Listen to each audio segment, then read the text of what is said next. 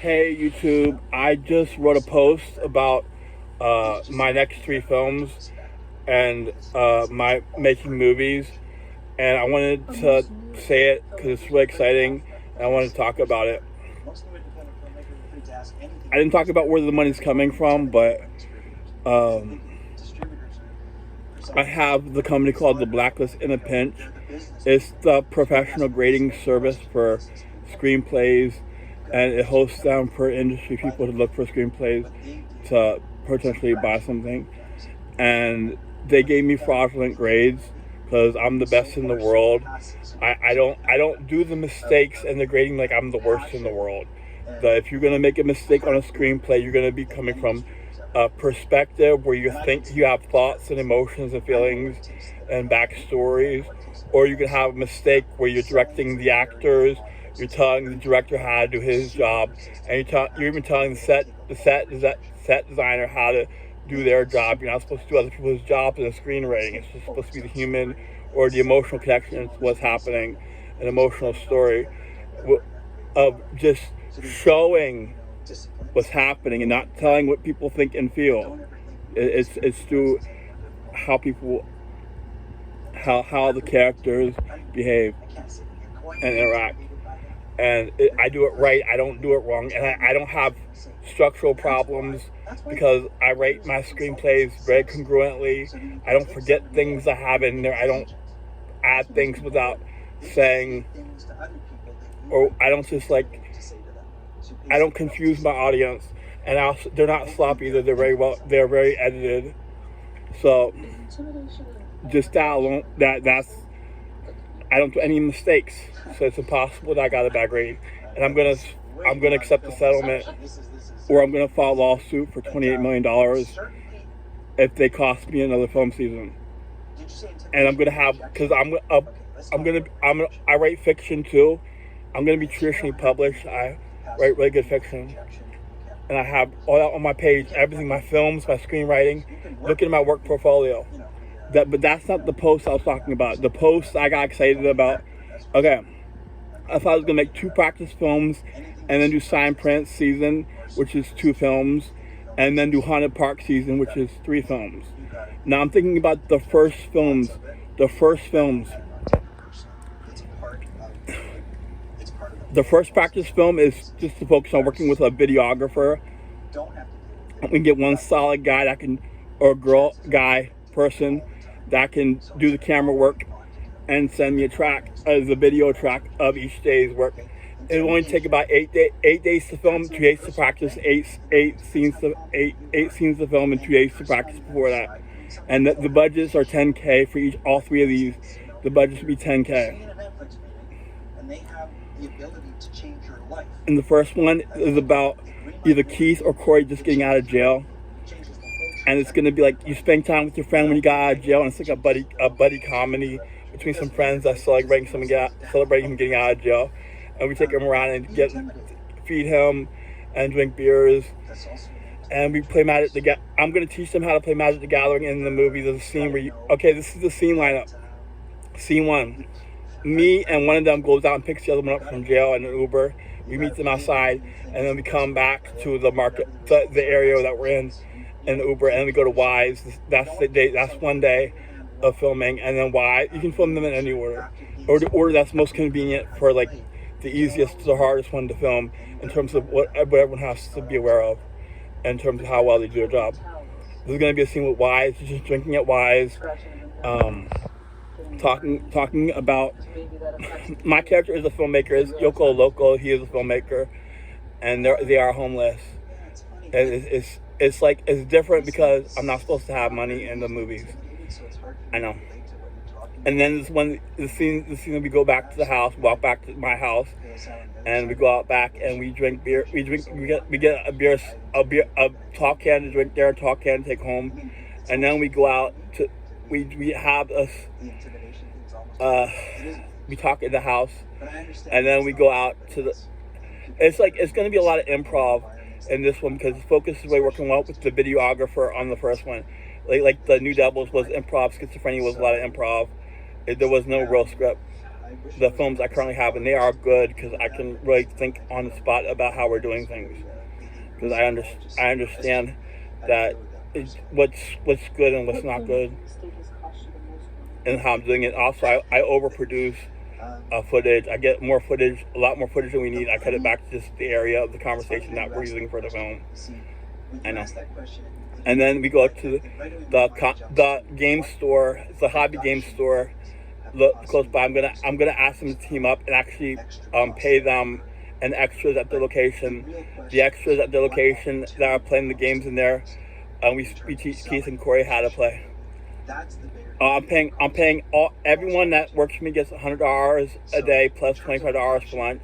You have to spend your $25 at the location where we're at, unless there's a special exception. You have to spend your lunch money at the location. So we have the game store, so they get Magic the Gathering cards probably. The people that are there, they can spend money on Magic the Gathering cards from the money I give them. I know. And I'm also getting them a sub from Sub. No, that's not the one we get them a sub from Sub, but you just give them the 125 and the extras, and we teach Keith and Cory how to play. And then that's that scene, and then the scene where we go to the club already? No, we go to Chinese food. We go to the Chinese restaurant because we eat at the Chinese restaurant, and we're talking about jail, about the film company, about romance and stuff like that, all throughout the movie, about our girlfriend situations, our women's situations. And then they go to the club for a scene, and they meet Mike and Joe. Mike and Joe are going to be in future movies, but you just meet them in here, and they're going to be the main. They're going to replace Keith and Cory in future movies. Yeah, and then after the club, we go to Walmart and I buy them some snacks, and then we go to Sheetz and we have more beer. We have another beer at the end of the night. It's all a one-day movie. And then the next YoKo can be all in one day movie. I pay everyone $100 a day and $25 for lunch. Okay, let's say you're the seller. Forget the buyer. You're the seller, and you really want to sell your house. And this is the second movie that's going to be a practice movie. It's about a Magic the Gathering tournament.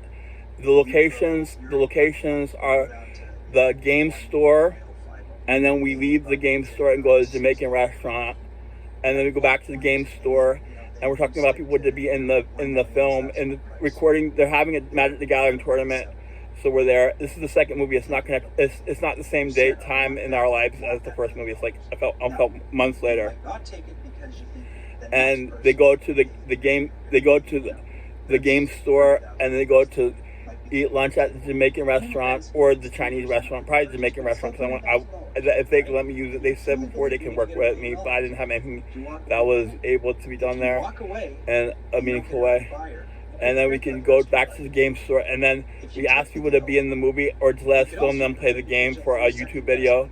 And then Matt goes over and gets Subway subs for them, get some Subway subs. I need to make sure I call Subway corporate office, ask them, can I make I use it for a low budget film. If I buy like 8 subs, can I come in there and buy them and put it in the film? And I think they will. If they don't let you, you can buy food somewhere else. You can buy food different places. You just have to find some place that's going to say you can buy food.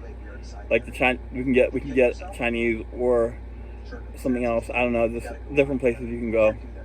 And then you have to get location. You go get lunch, you come back, and then we go to the CBD store because one of them wants to get we want to get gummies, and then we come back, and then at the end of the night we go to the bar, the nightclub, and we meet up with Mike and Joe.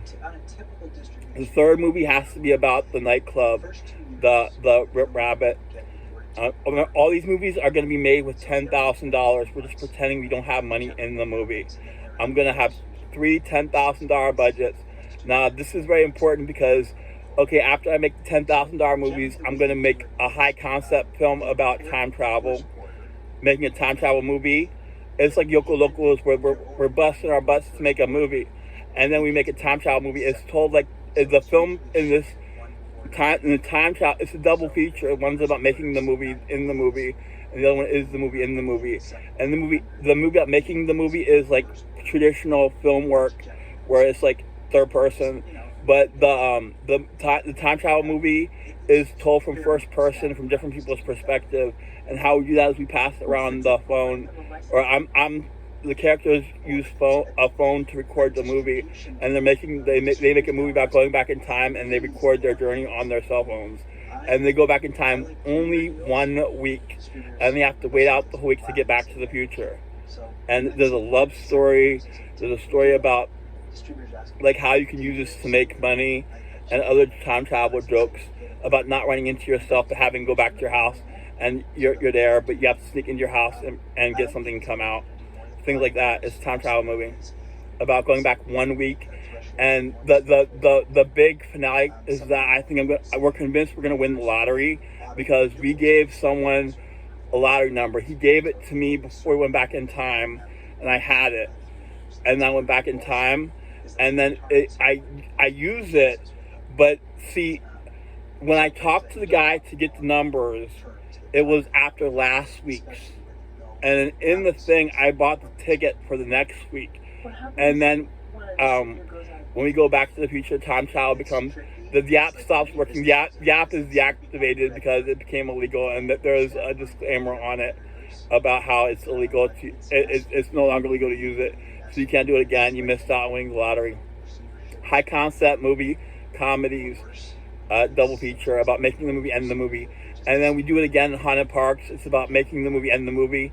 I'm trying to get the locations filled of Screams to partner with me as a big time partner and have $100,000 on this high concept movie. It's a romance about me having the potential to be with one of the Halloween girl actors. She's like a monster actor. And it's set all in one day. It's about like you don't know whether or not you want to do it because you have a crush, and it comes up having crush on the women that have crush, the women that have crush on in real life. And if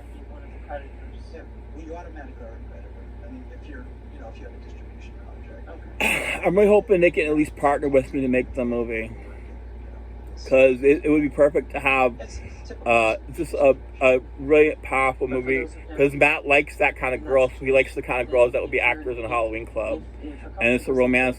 Okay, it's funny because the one in Haunted Parks is a high concept romance, a Halloween romance that goes sour for the girl that likes you. She was a chubby girl, and I keep saying if we get together, she has to lose weight. We have to wait, just be friends for a while, and decide later, and she has to lose weight, and I have to work out too. But then there's another girl that's working there who's athletic, and my character really, I think she's cute. She's just like the Ring girl, the girl from the movie The Ring in the movie, or something like that, like a scary girl, but she's athletic. She has a black belt in jiu-jitsu, and she has a storyline. It's like a teen drama mixed with YoKo locals, at the college age, and it's high concept romance, comedy, and at the end of the movie, I tell the other girl that I'm more interested in her than the girl that was supposed to be interested in me throughout the movie, because she expresses interest in me after we have a personal conversation about why I'm still a virgin. And it's like a beautiful mythological creature that I'm a virgin, and I'm really cool, even though I'm old. And then the Haunted Parks has a triple feature. It has whatever they want, whatever's perfect to make the Field of Screams story be about, not as a Halloween park, but as a scary story. And that's the second feature, full feature. And then the third feature is a short film collection where I practice just producing and being the person in charge. And there's a challenge of the other teams to make a feature film, and we edit all the feature films back into short films. You get paid based on how long it is. You get points for this specific, just this one film, for how much time you get. So there's a first place winner, a second place winner, and 3 third place winners. That would be like 10 to 20 minutes, or 30 minutes, or 40 minutes for the winner, 45 minutes for the winner. And it's like a 2-hour long short film collection between 5 films. And then I'm going to open up. Remember, I spent $10,000 in the beginning. I spent $10,000 on each for 3 movies. Now I'm going to do something cool where I'm going to rent 4 houses. I'm going to pay 4 director producers. Hopefully one of them has been working with me for a while. Like someone is qualified to be a director producer that started out working for me as one of the camera people. Not camera people, they're videographers. They're really upgrading my work from being the iPhone to like professional video quality, like a real movie that you would see. They're upgrading it to that quality of film, and I'm hoping one of them can be one of the director producers. And then I'm gonna outsource one of the director producers, and I'm gonna just find someone else that's qualified to do it from inside the world. So there'd be one job from a Hollywood person, and they would get $50,000 and 3% of each movie. There's 12 movies. I pay for 12 teams. I rent 4 houses. Each team has at least 1 full month.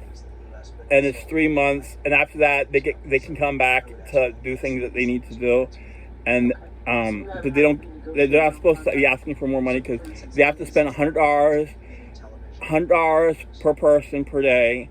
Locations could cost up to $500 to $1,000, because you have to have the location set up for you, and you have to have at least 1 or 2 employees there. I don't know how much it costs.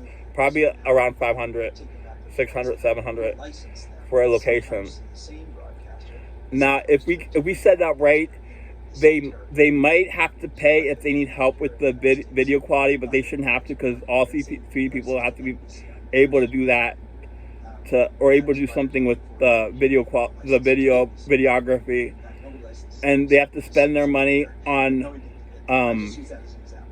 making the movie. I paid the director producers $50,000, and they get 3% of each movie, and it's split 50-50 between the money I control and the money that's distributed among the creatives. But I'm gonna pay the producers 3% from my 50.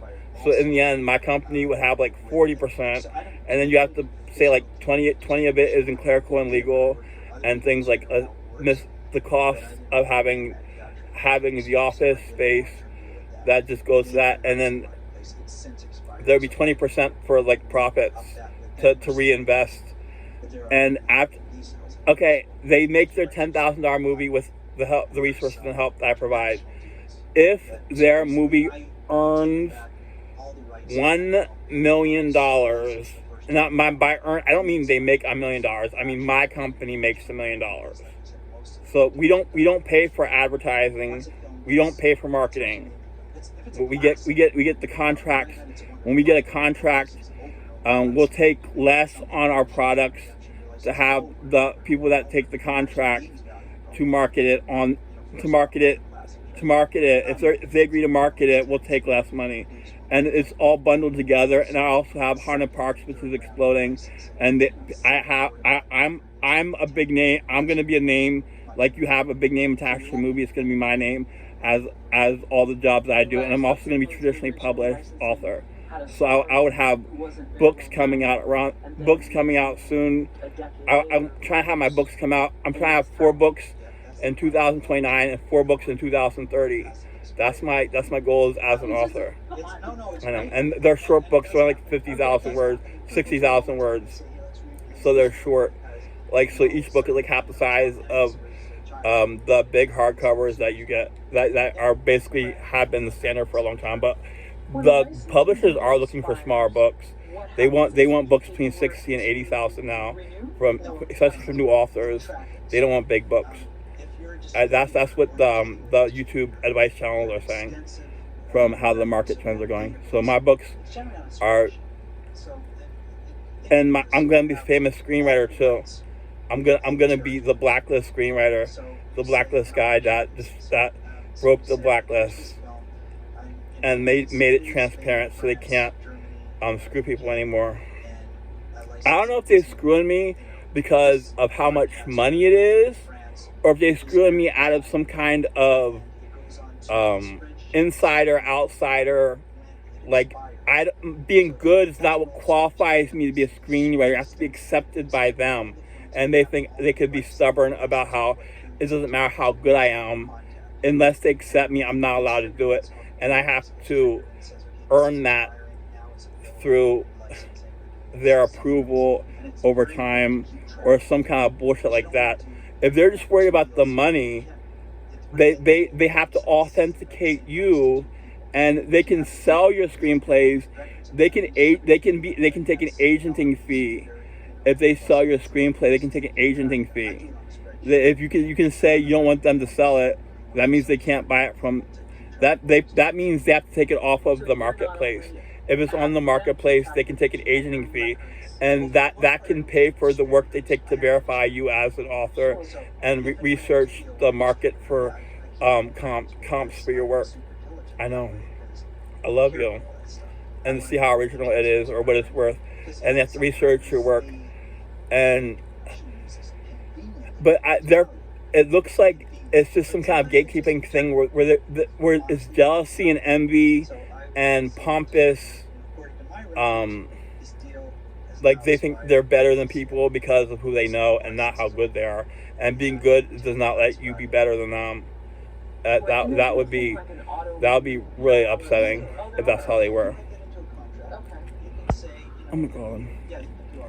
Okay, so I'm gonna have that film season, and after that, I'm just gonna keep going and keep going and keep going. Like I could make a show. I could put some money into York College to pay York College film students, because they added a film degree in York College. I could pay them to make a reality show about the films that are being made. There can be like imagine a 10-episode reality show where there's 8 episodes about the filmmaking teams making their films, like behind the scenes footage of film teams making their films, and then they have 2 episodes of a film contest where I want to rent out Regal Cinemas. Okay, this is how I want to do it. Regal Cinemas, we're going to sell tickets for a film festival. The first day is going to be our films. They probably have 12 theaters in a big movie theater thing. So imagine you have 12 rooms. Our 12 are playing. And then on the second day, we have the 6 highest vote. You get every day to the ticket, you vote for the best of the first day, and then you vote for the best of the second day, and then you vote for the best of the third day. The top 6 move on to the next day, and they add 6 more. And people can watch films that they haven't seen before, that they didn't see if they didn't see it the first day, they can watch it the second day if it's a winner. And you can pick what order you watch them in.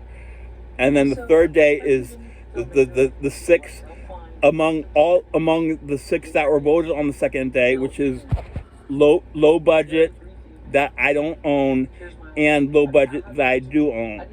The third day it's up to $100,000 budget. It could cost up to $100,000 budget to make this movie. Now we're very specific about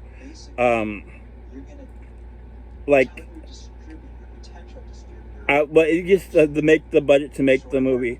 Like, yeah, if they spent money on marketing, we wouldn't count that. They shouldn't pay. I don't know how we work it out, but it has to be less than $100,000. So these are low budget films, but they're higher end low budget films competing against our extremely low budget films. Well, actually, our films actually should be worth about $50,000, because they had $10,000, but we paid 3 people $50,000. We had housing, and we had the food in the house, and the housing was a location that was for free. We have lists of locations that are free, but who you have to talk to in order to get the location for free. So there can be a small list of those that you can get locations for free as long as you follow the rules. I know. And then we can continue that to have